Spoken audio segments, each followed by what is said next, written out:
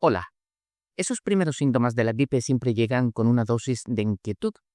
Un escalofrío repentino o un dolor punzante en los huesos no solo traen malestar físico, también despiertan el temor a complicaciones que podrían robarnos nuestra tranquilidad.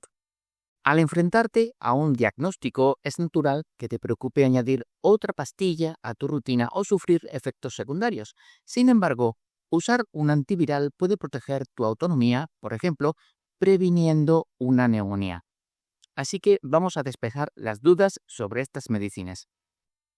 Es vital entender que los antivirales no son antibióticos, pues no actúan contra las bacterias. Tampoco son los antigripales comunes que compras para aliviar el goteo nasal. Estas medicinas se conocen técnicamente como inhibidores de la neuroaminidasa, como el oseltamivir o el zanamivir. Funcionan como unos frenos biológicos que dificultan que el virus se multiplique en tu cuerpo.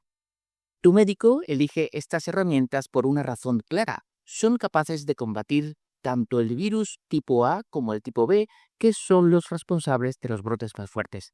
Pero hay que tener presente que estos frenos son muy específicos. No sirven de nada contra un resfriado común. El virus de la gripe es bastante selectivo y, por lo tanto, la medicina para combatirlo también lo es. Aquí entramos en el factor más crítico de todos, la ventana de las 48 horas. En la biología de la gripe, el tiempo es el recurso más escaso que tenemos. Hay que actuar rápido. Si dejas pasar más de 2 días desde ese primer malestar, la eficacia del medicamento cae de forma drástica. Es una regla de oro. Después de ese plazo, el fármaco difícilmente podrá ayudarte.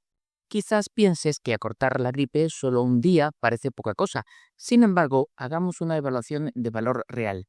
Para un joven sano, 24 horas pueden ser insignificantes, pero para alguien que ya ha cumplido los 65 años, ese día de ventaja es vital. Es la frontera que separa una recuperación tranquila en casa de una estancia en el hospital. Ese tiempo ganado es, en realidad, un escudo para tu independencia. Pero, ¿para quién es realmente imprescindible este tratamiento? Si tienes más de 65 años o padeces enfermedades crónicas, el antiviral es un aliado esencial contra la neumonía.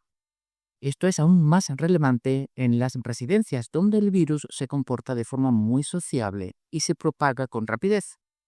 En esos entornos, el antiviral actúa como una segunda muralla defensiva. Protege al colectivo incluso si ya se han vacunado. Es una medida de seguridad extra que evita que un brote se convierta en una crisis. Como toda decisión importante, esto implica poner en una balanza los riesgos y los beneficios. Debemos ser muy realistas con la seguridad. Los antivirales pueden causar náuseas, vómitos o diarrea. En el caso del Tamiflu, se han reportado episodios de confusión, aunque sobre todo en niños.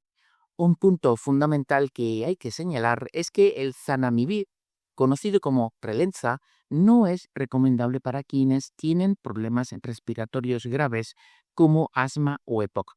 Además, está el factor del bolsillo, si vives en un país que no financie estos medicamentos, donde el coste puede oscilar entre los 70 y los $100. También existe el riesgo de crear virus resistentes si usamos estos fármacos sin necesidad. Pregúntate con honestidad si, estando sano, te compensa pagar ese precio por ganar solo un día de salud. Para muchos, la respuesta será no, pero para quienes tienen una salud frágil, la decisión suele valer la pena. Finalmente, recuerda que la salud es un acto de responsabilidad compartida. A veces tomamos un antiviral para proteger a los demás. Si cuidas de un familiar debilitado o que no puede vacunarse, medicarte puede evitar que le contagies. Incluso si no tienes síntomas todavía, el médico puede recetarlos para prevenir que enfermes tras exponerte al virus. La vacuna sigue siendo la mejor defensa anual, pero el antiviral es ese aliado de reserva para las situaciones más delicadas. Nada más por hoy. Espero que hayas encontrado útil esta información. Muchas gracias.